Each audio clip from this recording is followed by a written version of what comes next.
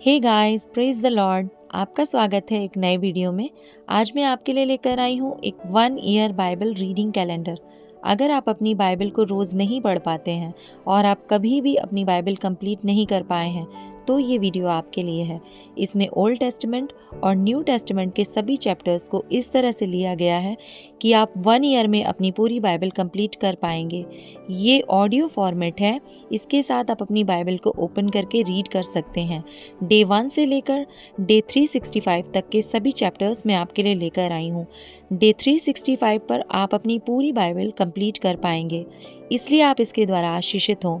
और अगर आपको ये वीडियो पसंद आती है तो आप अपने फैमिली और फ्रेंड्स से शेयर करें, और अगर आप चाहें तो आप सब्सक्राइब, लाइक और कमेंट भी कर सकते हैं। So praise the Lord, shalom to everyone. Let's get started. Day 7, chapter number 18, इसहाक के जन्म की प्रतिज्ञा। अब्राहम मम्रे के बांज वृक्षों के बीच कड़ी धूप के समय तंबू के द्वार पर बैठा हुआ था। तब यहोवा ने उसे दर्शन दिया। उसने आंख उठाकर दृष्टि की तो क्या देखा कि 3 पुरुष उसके सामने खड़े हैं। जब उसने उन्हें देखा तब वह उनसे भेंट करने के लिए तंबू के द्वार से दौड़ा और भूमि पर गिरकर दंडवत की और कहने लगा, हे प्रभु, यदि मुझ पर तेरी अनुग्रह की दृष्टि है तो मैं विनती करता हूँ कि अपने दास के पास से चले ना जा। मैं थोड़ा सा जल लाता हूँ और आप अपने पांव धोकर इस वृक्ष के नीचे विश्राम करें। फिर मैं एक टुकड़ा रोटी ले आऊं और उससे आप अपने जीव को तृप्त करें। तब उसके पश्चात आगे बढ़ें, क्योंकि आप अपने दास के पास इसीलिए पधारे हैं। उन्होंने कहा, जैसा तू कहता है वैसा ही कर। तब अब्राहम तुरंत तंबू में सारा के पास गया और कहा, 3 साआ मैदा जल्दी से गूंथ ले और फुलके बना। फिर अब्राहम गाय बैल के झुंड में दौड़ा और एक कोमल और अच्छा बछड़ा लेकर अपने सेवक को दिया और उसने जल्दी से उसे पकाया। तब उसने दूध और दही और बछड़े का मांस जो उसने पकाया था लेकर उनके पास आगे परोस दिया, और आप वृक्ष तले उनके पास खड़ा रहा और वे खाने लगे। उन्होंने उससे पूछा, तेरी पत्नी सारा कहाँ है? उसने कहा, वह तो तंबू में है। उसने कहा, मैं वसंत ऋतु में निश्चय तेरे पास आऊंगा और तेरी पत्नी सारा के एक पुत्र उत्पन्न होगा। सारा तंबू के द्वार पर जो अब्राहम के पीछे था सुन रही थी। अब्राहम और सारा दोनों बहुत बूढ़े थे और सारा का मासिक धर्म बंद हो गया था। इसलिए सारा मन में हंसकर कहने लगी, मैं तो बूढ़ी हूँ और मेरा पति भी बूढ़ा है, तो क्या मुझे यह सुख होगा? तब यहोवा ने अब्राहम से कहा, सारा ये कहकर क्यों हंसी कि क्या मेरे जो इतनी बूढ़ी हो गई हूँ सचमुच एक पुत्र उत्पन्न होगा? क्या यहोवा के लिए कोई काम कठिन है? नियत समय में अर्थात वसंत ऋतु में मैं तेरे पास फिर आऊंगा और सारा के पुत्र उत्पन्न होगा। तब सारा डर के मारे यह कहकर मुकर गई, मैं नहीं हंसी। उसने कहा, नहीं, तू हंसी तो थी। सदोम आदि नगरों के विनाश का वर्णन। फिर वे पुरुष वहां से चले और सदोम की ओर दृष्टि की, और अब्राहम उन्हें विदा करने के लिए उनके संग संग चला। तब यहोवा ने कहा, यह जो मैं करता हूँ उसे क्या अब्राहम से छिपा रखूं? अब्राहम से तो निश्चय एक बड़ी सामर्थी जाति उपजेगी और पृथ्वी की सारी जातियां उसके द्वारा आशीष पाएंगी, क्योंकि मैं जानता हूँ कि वह अपने पुत्रों और परिवार को जो उसके पीछे रह जाएंगे आज्ञा देगा कि वे यहोवा के मार्ग में अटल बने रहें और धर्म और न्याय करते रहें, ताकि जो कुछ यहोवा ने अब्राहम के विषय में कहा है उसे पूरा करे। फिर यहोवा ने कहा, सदोम और अमोरा की चिल्लाहट बढ़ गई है और उनका पाप बहुत भारी हो गया है, इसलिए मैं उतर कर देखूंगा कि उसकी जैसी चिल्लाहट मेरे कान तक पहुंची है। उन्होंने ठीक वैसा ही काम किया है कि नहीं, और ना किया हो तो मैं उसे जान लूंगा। तब वे पुरुष वहां से मुड़के सदोम की ओर जाने लगे, पर अब्राहम यहोवा के आगे खड़ा रहा। तब अब्राहम उसके समीप जाकर कहने लगा, क्या तू सचमुच दुष्ट के संग धर्मी का भी नाश करेगा? कदाचित उस नगर में 50 धर्मी हो, तो क्या तू सचमुच उस स्थान को नष्ट करेगा और उन 50 धर्मियों के कारण जो उसमें हो ना छोड़ेगा? इस प्रकार का काम करना तुझ से दूर रहे कि दुष्ट के संग धर्मी को भी मार डाले और धर्मी और दुष्ट दोनों की एक ही दशा हो, यह तुझसे दूर रहे। क्या सारी पृथ्वी का न्याय ना करे? यहोवा ने कहा, यदि मुझे सदोम में 50 धर्मी मिले तो उनके कारण उस सारे स्थान को छोड़ दूंगा। फिर अब्राहम ने कहा, हे प्रभु सुन, मैं तो मिट्टी और राख हूँ, तो भी मैंने इतनी ढिठाई की कि तुझसे बातें करूं।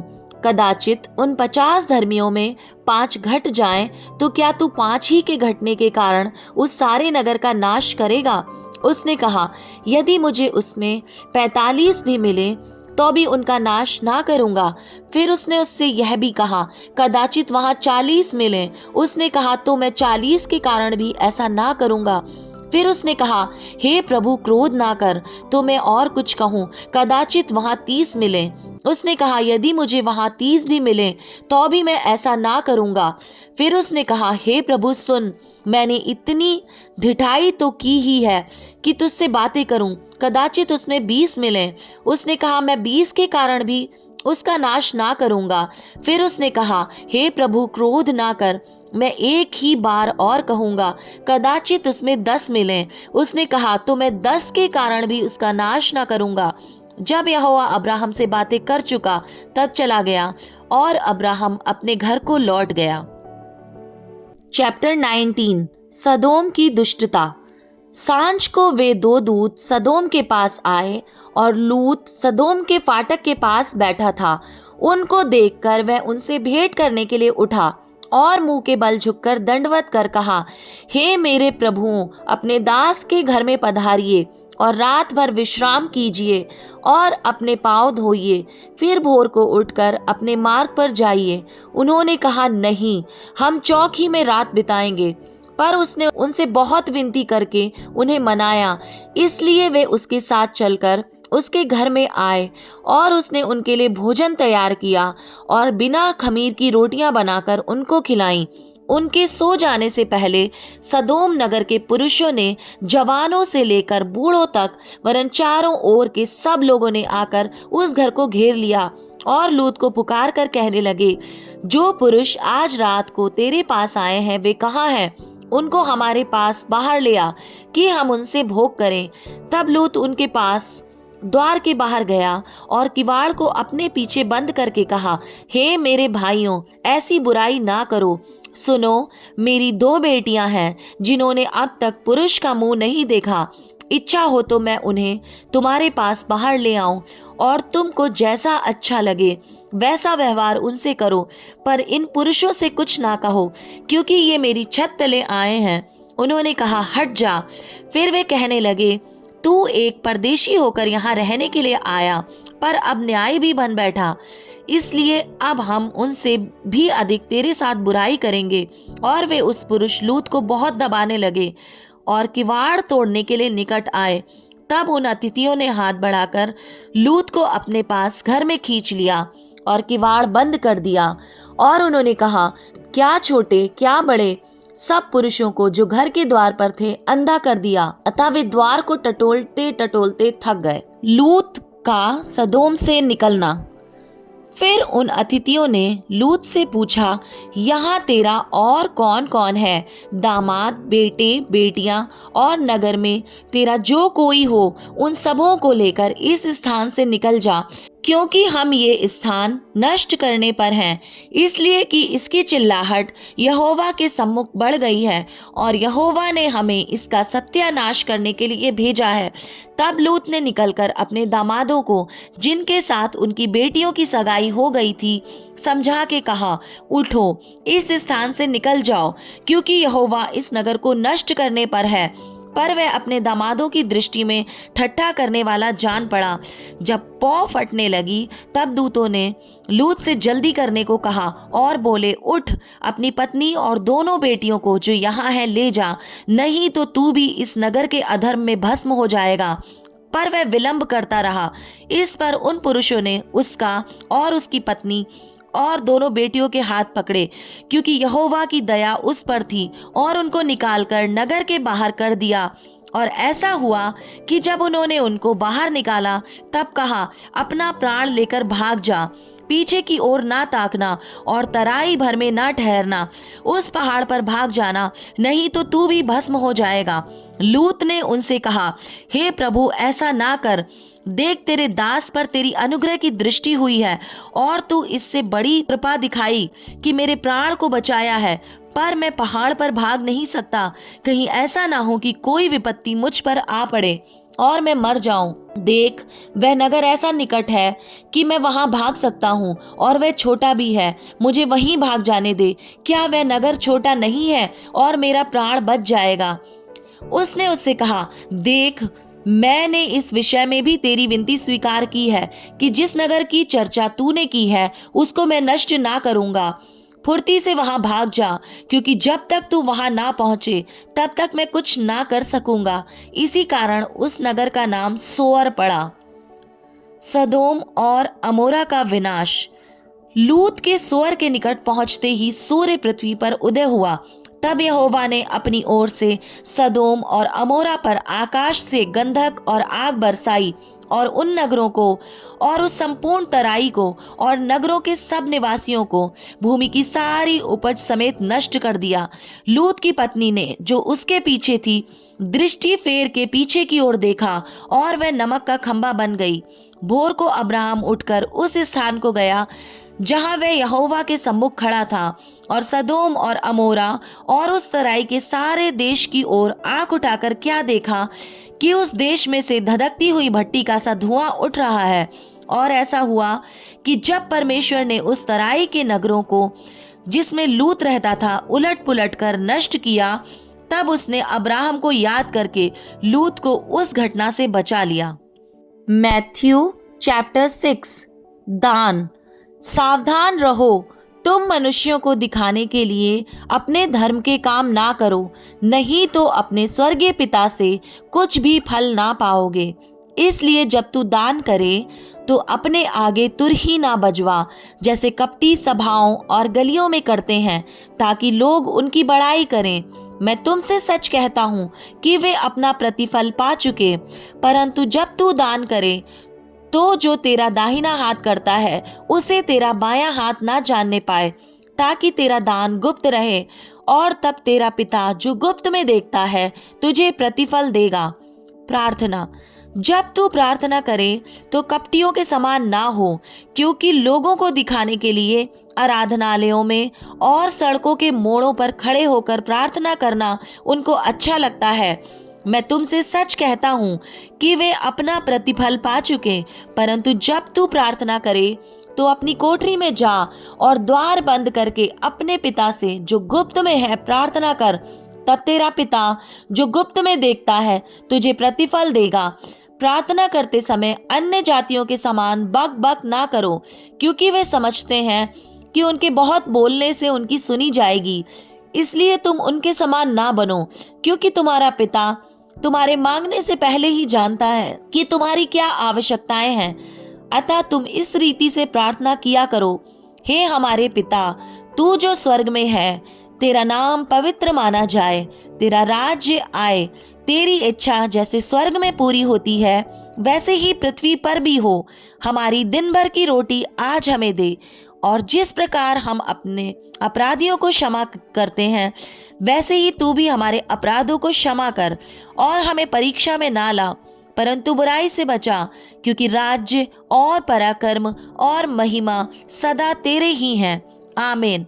इसलिए यदि तुम मनुष्य के अपराध क्षमा करोगे तो तुम्हारा स्वर्गीय पिता भी तुम्हें क्षमा करेगा, और यदि तुम मनुष्यों के अपराध क्षमा ना करोगे तो तुम्हारा स्वर्गीय पिता भी तुम्हारे अपराध क्षमा ना करेगा। उपवास। जब तुम उपवास करो तो कपटियों के समान तुम्हारे मुंह पर उदासी ना छाई रहे, क्योंकि वे अपना मुंह बनाए रहते हैं ताकि लोग उन्हें उपवासी जाने। मैं तुमसे सच कहता हूँ कि वे अपना प्रतिफल पा चुके।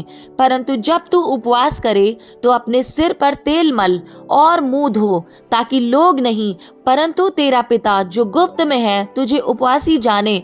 इस दशा में तेरा पिता जो गुप्त में देखता है तुझे प्रतिफल देगा। स्वर्गीय धन।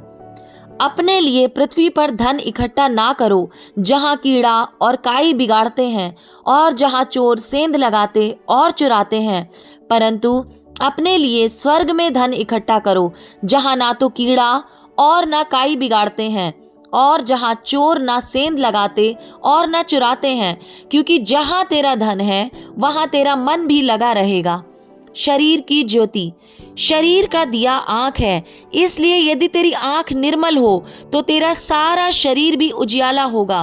परंतु यदि तेरी आंख बुरी हो तो तेरा सारा शरीर भी अंधियारा होगा। इस कारण वह उजियाला जो तुझ में है यदि अंधकार हो तो वह अंधकार कैसा बड़ा होगा। परमेश्वर और धन। कोई मनुष्य दो स्वामियों की सेवा नहीं कर सकता, क्योंकि वह एक से बैर और दूसरे से प्रेम रखेगा, या एक से मिला रहेगा और दूसरे को तुच्छ जानेगा। तुम परमेश्वर और धन दोनों की सेवा नहीं कर सकते। इसलिए मैं तुमसे कहता हूँ कि अपने प्राण के लिए यह चिंता ना करना कि हम क्या खाएंगे और क्या पिएंगे, और ना अपने शरीर के लिए यह कि क्या पहनेंगे। क्या प्राण भोजन से और शरीर वस्त्र से बढ़कर नहीं। आकाश के पक्षियों को देखो, वे ना तो बोते और ना काटते हैं और ना खत्तों में बटोरते हैं, फिर भी तुम्हारा स्वर्गीय पिता उनको खिलाता है। क्या तुम उनसे अधिक मूल्य नहीं रखते? तुम में कौन है जो चिंता करके अपनी आयु में एक घड़ी भी बढ़ा सकता है? और वस्त्र के लिए क्यों चिंता करते हो? जंगली सोसनों पर ध्यान करो कि वे कैसे बढ़ते हैं। वे ना तो परिश्रम करते ना काटते हैं, तो भी मैं तुमसे कहता हूँ कि सुलेमान भी अपने सारे वैभव में उनमें से किसी के समान वस्त्र पहने हुए ना था। इसलिए जब परमेश्वर मैदान की घास को, जो आज है और कल भाड़ में झोंकी जाएगी, ऐसा वस्त्र पहनाता है, तो हे अल्पविश्वासियों, तुमको वह इनसे बढ़कर क्यों ना पहनाएगा। इसलिए तुम चिंता करके यह ना कहना कि हम क्या खाएंगे या क्या पिएंगे या क्या पहनेंगे, क्योंकि अन्य जातीय इन सब वस्तुओं की खोज में रहते हैं। पर तुम्हारा स्वर्गीय पिता जानता है कि तुम्हें इन सब वस्तुओं की आवश्यकता है। इसलिए पहले तुम परमेश्वर के राज्य और उसके धर्म की खोज करो, तो ये सब वस्तुएं भी तुम्हें मिल जाएंगी। अतः कल की चिंता ना करो, क्योंकि कल का दिन अपनी चिंता आप कर लेगा। आज के लिए आज ही का दुख बहुत है।